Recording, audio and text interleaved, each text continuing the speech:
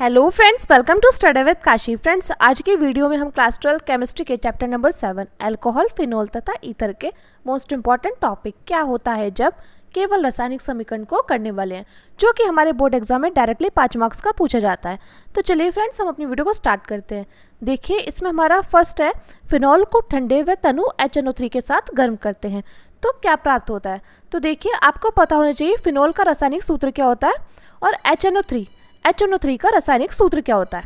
तो देखिए, अगर आपको सूत्र नहीं याद है तो आप कमेंट करके ज़रूर बताइएगा। हम आपको एक वीडियो प्रोवाइड करेंगे जिसमें सभी सूत्र लिखे हों और जिससे आपको ये सभी इक्वेशन याद करने में आसानी हो। तो देखिए, बात करें फिनोल की, तो फिनोल का रासायनिक सूत्र क्या होता है। फिनोल का रासायनिक सूत्र होता है हमारा बेंजीन रिंग पर OH। बेंजीन, ये देखिए, ये क्या है, ये हमारी बेंजीन रिंग है। अब देखिए, बेंजीन रिंग पर OH, इसको क्या बोलते हैं, इसको बोलते हैं फिनोल। तो फिनोल, अब बोला गया है फिनोल को ठंडे हुए तनु HNO3 के साथ गर्म करते हैं। तो देखिए, HNO3 यानी कि नाइट्रिक अम्ल। HNO3 को क्या बोलते हैं, HNO3 को बोलते हैं नाइट्रिक अम्ल। नाइट्रिक अम्ल के साथ गर्म करते हैं, किसकी उपस्थिति में, हम करेंगे इसको सांद्र H2SO4 यानी कि सांद्र सल्फ्यूरिक अम्ल की उपस्थिति में। तो हमारा क्या प्राप्त हो जाएगा, यहाँ पर देखिए बेंजीन रिंग के 2 स्ट्रक्चर बनकर तैयार होंगे। बेंजीन रिंग के कितने स्ट्रक्चर बनकर तैयार होंगे, 2 स्ट्रक्चर बनकर तैयार होंगे। तो यहाँ पर देखिए, यहाँ पर आ जाएगा, यहाँ पर था OH, तो ये OH यहाँ पर आ जाएगा और एक OH आ जाएगा यहाँ पर। उसके बाद देखिए, ये होती है हमारी ऑर्थो पोजीशन, ये हो या ये हो, इसको क्या बोलेंगे, इसको बोलेंगे ऑर्थो पोजीशन। और देखिए, ये क्या होती है, ये होती है मेटा पोजीशन। ये ऑर्थो, ये और ये ऑर्थो, ये और ये मेटा, और ये नीचे वाली इसको क्या बोलते हैं, इसको बोलते हैं पैरा। ये बात आपको पता होनी चाहिए। मैं फिर से दोहरा देती हूँ, ये होती है ऑर्थो पोजीशन, ये और ये, और देखिए मेटा पोजीशन होती है ये और ये, और ये होती है हमारी पैरा पोजीशन। तो देखिए, यहाँ पर ऑर्थो पोजीशन पर क्या हो जाएगा, NO2। ऑर्थो पोजीशन पर क्या है, NO2। उसके बाद देखिए, दूसरे में क्या है, पैरा पोजीशन पर NO2 है। क्या है, पैरा पोजीशन पर NO2, तो इसको बोलेंगे हम ऑर्थो नाइट्रोफिनोल। क्या बोलेंगे इसको, इसको बोलेंगे हम ऑर्थो नाइट्रोफिनोल। और इसको क्या बोलेंगे, इसको बोलेंगे पैरा नाइट्रोफिनोल। और देखिए फ्रेंड्स, एक बात और, आपसे जैसे क्वेश्चन पूछा जाता है क्या होता है जब केवल रासायनिक समीकरण दो, तो इसमें आपको थ्योरी नहीं लिखनी, इसमें सिर्फ आपको ये समीकरण लिखकर बतानी है। और देखिए, एक बात और, आपको क्या करना है, आपको इनके नीचे नाम ज़रूर मेंशन करना है, क्योंकि तभी आपको पूरे में से पूरे मार्क्स मिलेंगे। तो देखिए, जब फिनोल को ठंडे हुए तनु HNO3 के साथ गर्म करते हैं तो क्या प्राप्त होता है, ये प्राप्त होगा ऑर्थो नाइट्रोफिनोल और पैरा नाइट्रोफिनोल। मैं उम्मीद करती हूँ फ्रेंड्स, आपको ये क्वेश्चन अच्छे से समझ में आ गया होगा। अब देखिए, अगला क्वेश्चन हमारा, मैथिल अल्कोहल की क्रिया अमोनिया से होती है। अब देखिए, बात करें मैथिल की, तो मैथिल अल्कोहल, अल्कोहल को किससे प्रदर्शित करते हैं, OH से। और मैथिल होगा CH3 और अल्कोहल OH। मैथिल अल्कोहल की क्रिया अमोनिया से होती है, तो अमोनिया का फॉर्मूला हमें पता है, अमोनिया का फॉर्मूला होता है NH3। और देखिए, इसके नीचे नाम ज़रूर मेंशन करना, मैथिल अल्कोहल की क्रिया किससे हो रही है, तो इसकी क्रिया हो रही है अमोनिया से। अमोनिया से हो रही है तो क्या प्राप्त होगा, तो देखिए, यहाँ पर प्राप्त होगा CH3NH2। तो देखिए, यहाँ पर CH3NH2, यहाँ पर NH3 था, यहाँ से ले लिया NH2, यानी कि यहाँ पर एक हाइड्रोजन बचता है और यहाँ पर एक हाइड्रोजन बचता है ऑक्सीजन, यानी कि ये मिलकर क्या हो जाएगा, H2O, यानी कि जल बना लेगा। तो देखिए, जब मैथिल अल्कोहल की अमोनिया के साथ क्रिया होती है तो क्या प्राप्त होता है, CH3 को बोलेंगे मैथिल और NH2 क्या होता है, NH2 होता है हमारा एमीन। तो ये मिलकर क्या बनाएगा, ये मिलकर बनाएगा मैथिल एमीन। अब देखिए, अगला है हमारा, बेंजीन डाइएजोनियम क्लोराइड के जलीय विलयन को गर्म करते हैं। तो देखिए, बेंजीन डाइएजोनियम क्लोराइड क्या होता है, तो देखिए, बेंजीन डाइएजोनियम क्लोराइड होता है जब बेंजीन रिंग पर बेंजीन, देखिए पहले क्या लिखा है, पहले लिखा है बेंजीन, अब बोला गया डाइएजोनियम क्लोराइड यानी कि बेंजीन रिंग पर N2Cl, इसको क्या बोलते हैं, इसको बोलेंगे हम बेंजीन डाइएजोनियम क्लोराइड। अब बोला गया कि जलीय विलयन को गर्म करते हैं, जब हम इसको गर्म करेंगे तो क्या प्राप्त हो जाएगा। तो यहाँ पर देखिए, जब हम इसके जलीय विलयन को गर्म करेंगे तो यहाँ पर यहाँ पर देखिए बेंजीन रिंग पर OH, यहाँ से एक ऑक्सीजन एक हाइड्रोजन, तो बेंजीन रिंग पर OH। और देखिए यहाँ पर क्या प्राप्त होगा, यहाँ पर नाइट्रोजन गैस क्या हो जाएगी, मुक्त हो जाएगी। ये जो N2 है ये मुक्त हो जाएगी। उसके बाद देखिए उसके बाद क्या प्राप्त होगा, यहाँ पर एक प्राप्त होगा हाइड्रोक्लोरिक अम्ल। तो देखिए इसका नाम हम नीचे जरूर मेंशन करेंगे, ये है फिनॉल। और ये क्या है, ये हमारा benzene diazonium chloride, benzene diazonium chloride. तो देखिए बेंजीन डाई एजोनियम क्लोराइड के जलीय विलयन को जब हम गर्म करते हैं तो क्या प्राप्त होगा, एक तो प्राप्त होगा फिनॉल बेंजीन रिंग पर OH, दूसरा देखिए यहाँ पर देखिए OH, तो यहाँ पर एक हाइड्रोजन बचता है, ये हाइड्रोजन चला जाएगा Cl के साथ तो हो जाएगा हाइड्रोक्लोरिक अम्ल, और यहाँ पर नाइट्रोजन गैस मुक्त हो जाएगी। अब देखिए अगला हमारा मैथिल अल्कोहल एसिटिल क्लोराइड के साथ क्रिया करता है। तो देखिए मैथिल क्लोराइड क्या होता है, मैथिल अल्कोहल तो CH3OH, बोलोगे ना मैथिल अल्कोहल, मैथिल CH3 और अल्कोहल है OH। किसके साथ क्रिया करता है, एसिटिल क्लोराइड के साथ। किसके साथ क्रिया करता है फ्रेंड्स, एसिटिल क्लोराइड के साथ। तो देखिए आपको पता होना चाहिए CH3CO, तो ये क्या होगा, ये होगा एसिटिल। और अगर आ जाए CH3COO तो ये क्या होगा, ये होगा एसीटेट। ये बात आपको ध्यान रखनी है कि CH3CO तो क्या होगा, ये होगा एसिटिल, और CH3COO तो होगा एसीटेट। अब देखिए यहाँ पर बोला गया है मैथिल अल्कोहल यानी कि CH3OH की क्रिया एसिटिल क्लोराइड के साथ होती है। तो अभी मैंने आपको बताया एसिटिल क्या होता है, CH3CO, तो CH3CO Cl के साथ इसकी अभिक्रिया होती है।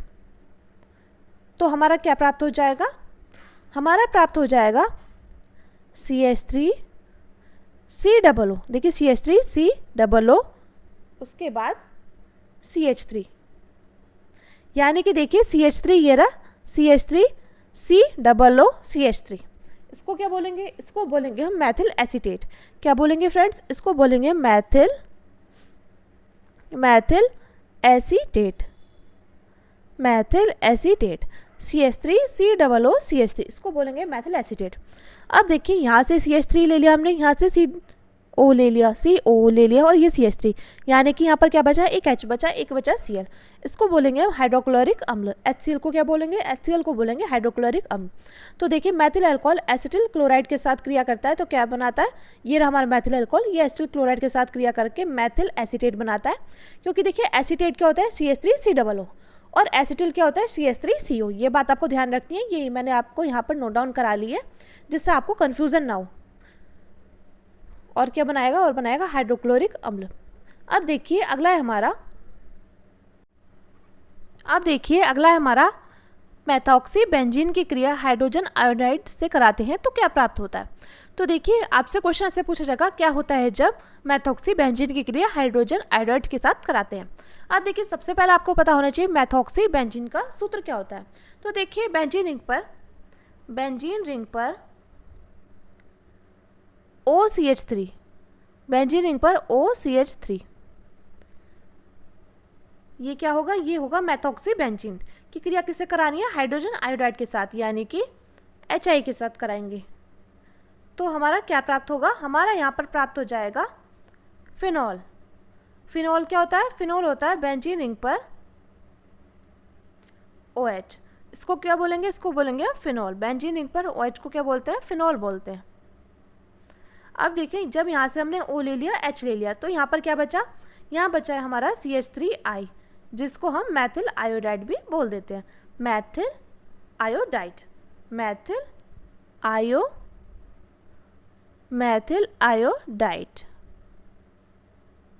तो देखिए ये हमारा क्या प्राप्त हुआ था, मेथॉक्सी बेंजीन का सूत्र क्या होता है, बेंजीन रिंग पर OCH3, ये होता है मेथॉक्सी बेंजीन का सूत्र। अब इसकी हाइड्रोजन आयोडाइड के साथ क्रिया कराइए तो क्या प्राप्त हुआ, बेंजीन रिंग पर OH, इसको फिनॉल बोलते हैं, और CH3I यानी कि मैथिल आयोडाइड बनकर तैयार हो गया।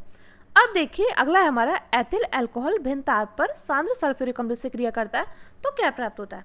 तो देखिए फ्रेंड्स बहुत ज़्यादा इंपॉर्टेंट है ये, क्वेश्चन, क्योंकि कई बार आपसे डायरेक्टली 2 मार्क्स में पूछा गया है कि एथिल अल्कोहल भिन्न ताप पर सांद्र सल्फ्यूरिक अम्ल से क्रिया करता है तो क्या प्राप्त होता है। तो आपको पता होना चाहिए एथिल अल्कोहल जब भिन्न ताप पर सांद्र सल्फ्यूरिक अम्ल से क्रिया करता है तो क्या बनाता है। और देखिए ये जो अभिक्रिया ये हमारी 2 पदों में पूर्ण होती है। किस में पूर्ण होती है? 2 पदों में होती है। अब देखिए बात करें एथिल अल्कोहल की, तो एथिल अल्कोहल क्या होता है? एथिल अल्कोहल होता है CH2 C2H5OH। ये क्या होता है? Ethyl alcohol C2H5OH। अब इसको हम किस पर गर्म करेंगे? सांद्र सल्फ्यूरिक अम्ल के साथ, यानी कि H2SO4 के साथ गर्म करेंगे। कितने डिग्री टेम्परेचर पर? तो 110 डिग्री सेल्सियस पर। तो हमारा क्या प्राप्त हो जाएगा? हमारे यहाँ पर प्राप्त हो जाएगा C2H5 ये H और उसके बाद SO4। देखिए इसका क्या नाम है? इसका नाम है हमारा एथिल हाइड्रोजन सल्फेट। C2H5 को बोलते हैं एथिल, H को बोलेंगे हाइड्रोजन, एथिल हाइड्रोजन, और SO4 को क्या बोलेंगे? सल्फेट। तो देखिए जब हम एथिल अल्कोहल की सांद्र सल्फ्यूरिक अम्ल के साथ 110 डिग्री सेल्सियस ताप पर गर्म करेंगे तो क्या प्राप्त हो जाएगा? C2H5HSO4, यानी कि एथिल हाइड्रोजन सल्फेट प्राप्त होगा। और हमारा क्या प्राप्त हो जाएगा? जब हमने यहाँ से C2H5HSO4 ले लिया तो क्या बचा है यहाँ पर? यहाँ पर बचा है हमारा जल, यानी कि H2O। क्या बचा था? यहाँ बचा था H2O। अब देखिए इसके बाद यहाँ पर हम ये जो एथिल हाइड्रोजन सल्फेट प्राप्त हुआ है C2H5HSO4, इसमें एथिल अल्कोहल की कुछ बूंदों के साथ 140 डिग्री सेल्सियस ताप पर गर्म करेंगे तो हमारा क्या प्राप्त हो जाएगा? तो देखिए हमारा क्या प्राप्त हो जाएगा? हमारा प्राप्त होगा C2H5O C2H5। अब देखिए उसके बाद हमारा क्या बनकर तैयार हो जाएगा? यहाँ से हमने C2H5 ले लिया और यहाँ से O C2H5 ले लिया, तो यहाँ पर क्या बनकर तैयार हुआ? H2SO4, यानी कि सांद्र सल्फ्यूरिक अम्ल। तो देखिए यहाँ पर हमारा ये क्या प्राप्त हुआ है? ये प्राप्त हुआ है ईथर, जिसको हम डाई एथिल ईथर भी बोलते हैं। देखिए डाई एथिल ईथर बनाने की प्रयोगशाला विधि में इसका प्रयोग होता है कि जब हम एथिल अल्कोहल की क्रिया सांद्र सल्फ्यूरिक अम्ल के साथ 110 डिग्री सेल्सियस ताप पर गर्म करेंगे तो हमारा क्या प्राप्त हो जाएगा? हमारा प्राप्त हो जाएगा एथिल हाइड्रोजन सल्फेट। उसके बाद हम एथिल हाइड्रोजन सल्फेट को एथिल अल्कोहल के साथ 140 डिग्री सेल्सियस ताप पर गर्म करेंगे तो हमारा क्या प्राप्त हो जाएगा? हमारा प्राप्त हो जाएगा यहाँ पे C2H5O C2H5, जिसको हम डाई एथिल ईथर बोलते हैं, और हमारा सल्फ्यूरिक अम्ल प्राप्त हो जाएगा। मैं उम्मीद करती हूँ फ्रेंड्स आपको ये अच्छे समझ में आ गई होगी। और देखिए आपको क्या करना है? आपको इसको अच्छे से करना है, क्योंकि कई बार हमसे डायरेक्टली पूछ ली गई है ये 2 मार्क्स में, और ये जो अभिक्रिया है वो 2 पदों में पूर्ण होती है। और आपको पता होना चाहिए ये डाई एथिल ईथर बनाने की प्रयोगशाला विधि में इसका प्रयोग हुआ है। अब देखिए अगला हमारा फिनॉल को जिंक चूर्ण के साथ गर्म किया जाता है। तो देखिए फिनॉल क्या होता है? फिनॉल होता है बेंजीन रिंग पर OH। इसको क्या बोलेंगे? इसको बोलते हैं फिनॉल। बेंजीन रिंग पर OH को बोलते हैं फिनॉल। अब बोला गया को जिंक चूर्ण के साथ गर्म किया जाता है, यानी कि Zn के साथ गर्म किया जाता है, तो हमारा क्या प्राप्त होगा? हमारा प्राप्त हो जाएगा बेंजीन। क्या प्राप्त होगा फ्रेंड्स? हमारा प्राप्त होगा बेंजीन। और क्या प्राप्त होगा? Zinc oxide. तो ये क्या है? ये है प्राप्त हुआ बेंजीन, और ZnO क्या है? Zinc oxide.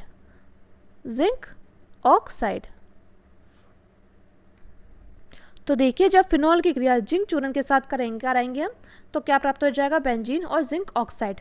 और देखिए फ्रेंड्स एक बात और, आपके मन में क्वेश्चन आ रहा होगा कि यहाँ पर था बेंजीन रिंग पर OH, जिसको फिनॉल बोलते हैं, और यहाँ था Zn, यानी कि ये Zn के साथ O तो चला गया, लेकिन बेंजीन रिंग के ऊपर आपने H नहीं लिखा। तो बताइए। तो देखिए फ्रेंड्स मैं आपको एक बार बता दूं कि जो बेंजीन रिंग है किससे मिलकर बनी है? कि इसके हर कोनों पर कार्बन होता है। इसके हर कॉर्नर पर क्या होता है? कार्बन होता है। और हर कार्बन क्या होता है? हर कार्बन हाइड्रोजन के साथ जुड़ा रहता है। किसके साथ जुड़ा रहता है? हर कार्बन हाइड्रोजन के साथ जुड़ा होता है। तो ये बात आपको पता होनी चाहिए। तो ये यहीं पर रुक गया है। मैं उम्मीद करती हूँ फ्रेंड्स आपको इतना अच्छे समझ में आ गया होगा।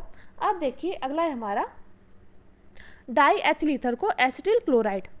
डाई एथिल ईथर को एसिटिल क्लोराइड के साथ निर्जल AlCl3 की उपस्थिति में गर्म करते हैं तो क्या प्राप्त होता है? अब देखिए एसिटिल क्लोराइड क्या, एसिटिल क्या होता है? CH3CO, और अगर आता है एसीटेट तो हो जाता है CH3C। तो देखिए यहाँ पर डाई एथिल ईथर यानी कि C2H5O C2H5 को एसिटिल क्लोराइड, यानी कि एसिटिल क्लोराइड क्या होता है? CH3COCl के साथ निर्जल AlCl3 की उपस्थिति में, किसकी उपस्थिति में, AlCl3 की उपस्थिति में गर्म करते हैं, तो हमारा क्या प्राप्त होगा, हमारा प्राप्त हो जाएगा CH3, ये CH3 COO, CH3 COO और एक ले लेंगे C2H5। तो ये क्या बनकर तैयार हुआ है, ये बनकर तैयार हुआ है ethyl acetate, ethyl acetate, CH3 COO C2H5, ये क्या होगा, एथिल एसीटेट। अब देखिए उसके बाद क्या बनकर तैयार हुआ है, यहाँ से हमने CH3 ले लिया, CO, और देखिए O C2H5 हमने यहाँ से ले लिया, यानी कि क्या बचा, C2H5 बचा और Cl बचा, तो इसको क्या बोलेंगे, इसको बोलेंगे हम एथिल क्लोराइड। अब देखिए हमने डाई एथिल ईथर को एसिटिल क्लोराइड के साथ निर्जल AlCl3 की उपस्थिति में गर्म किया, तो क्या प्राप्त हुआ, हमारा प्राप्त हुआ एथिल एसीटेट और एथिल क्लोराइड बनकर तैयार हो गया। अब देखिए अगला हमारा फिनॉल का एसिटिलीकरण पिराडिन की उपस्थिति में किया जाता है।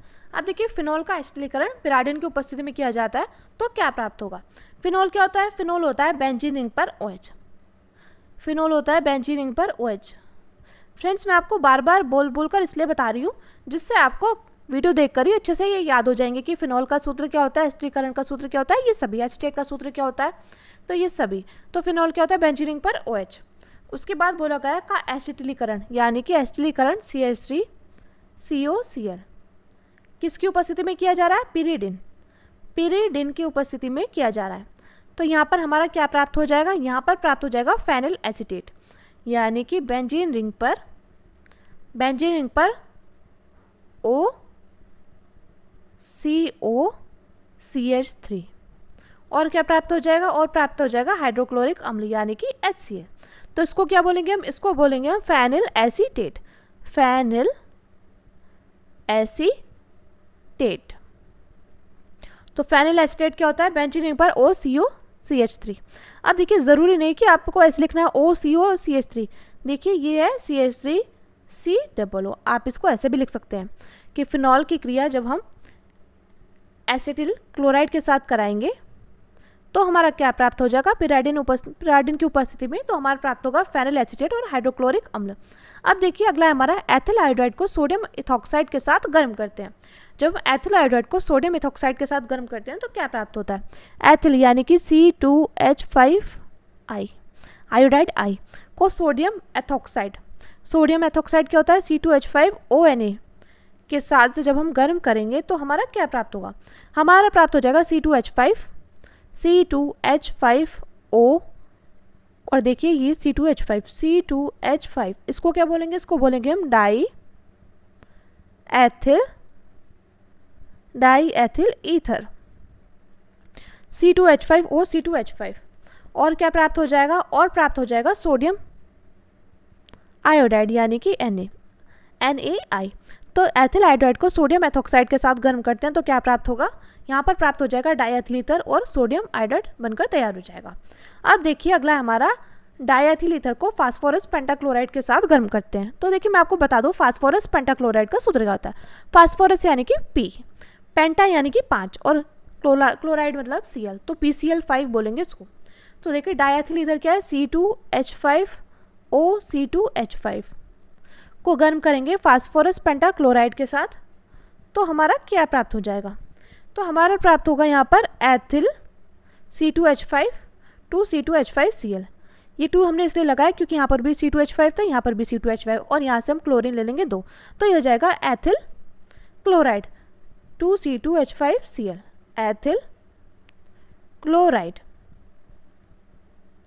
और क्या बनकर तैयार हो जाएगा फ्रेंड्स, और यहाँ पर बनकर तैयार हो जाएगा POCl3 फास्फोरस ऑक्सीक्लोराइड। क्या बनकर तैयार हो जाएगा, फास्फोरस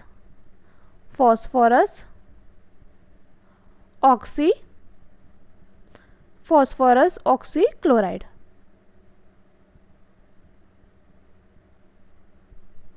अब देखिए अगला हमारा ईथर की लाल फास्फोरस तथा HI के साथ अभिक्रिया होती है तो क्या प्राप्त होता है। तो जब देखिए ईथर की लाल फास्फोरस तथा HI के साथ अभिक्रिया होती है तो क्या प्राप्त होगा, एथेन प्राप्त होगा। तो देखिए क्या होता है, C2H5O C2H5 की क्रिया किसके साथ होगी, लाल फास्फोरस और हाइड्रोजन आयोडाइड के साथ क्रिया कराएंगे। किसकी उपस्थिति में? लाल फास्फोरस की उपस्थिति में 423 केल्विन ताप पर। तो क्या प्राप्त हो जाएगा? तो यहाँ पर प्राप्त हो जाएगा एथेन यानी कि C2H6। यहाँ पर हम 2 लगा देंगे क्योंकि देखिए C2 कितने हैं? 2 हैं, तो 2C2 और H6 यानी कि 12। तो देखिए यहाँ पर कितने हैं? हाइड्रोजन है 5 और 5 10 और 2 कितने हो गए? 12। तो यहाँ पर कितने हो गए? हाइड्रोजन 12 और कार्बन कितने हैं? 4 हो गए। उसके बाद देखिए उसके बाद क्या बचता है? उसके बाद बचता है H2O यानी कि जल। तो देखिए जब हम ईथर की लाल फास्फोरस तथा HI के साथ अभिक्रिया कराएंगे तो क्या प्राप्त होगा? ये प्राप्त हो जाएगा हमें एथेन। एथेन C2H6 को एथेन बोलते हैं। तो फ्रेंड्स ये थे हमारे क्लास 12 केमिस्ट्री के चैप्टर नंबर 7 अल्कोहल, फिनोल तथा ईथर के मोस्ट इंपॉर्टेंट क्या होता है जब, जो कि हमारे बोर्ड एग्जाम में डायरेक्टली 5 मार्क्स के पूछे गए हैं। और फ्रेंड्स ये हमारे पूरे चैप्टर नंबर 7 के मोस्ट इंपॉर्टेंट है। अगर आपने ये कर लिया ना तो आपको और कुछ करने की ज़रूरत नहीं है, यानी कि आपको और रिएक्शंस क्या होता है जब केवल रासायनिक समीकरण दो, इसके लिए आपको और कुछ करने की ज़रूरत नहीं है। मैं उम्मीद करती हूँ फ्रेंड्स आपको वीडियो अच्छी लगी होगी और वीडियो आपके लिए हेल्पफुल रही होगी। अगर आपके लिए वीडियो हेल्पफुल रही हो तो प्लीज़ हमारे चैनल को सब्सक्राइब कीजिएगा और वीडियो को लाइक शेयर कमेंट जरूर कीजिएगा। तो चलिए फ्रेंड्स मिलते हैं नेक्स्ट वीडियो में। Thank you, thanks for watching.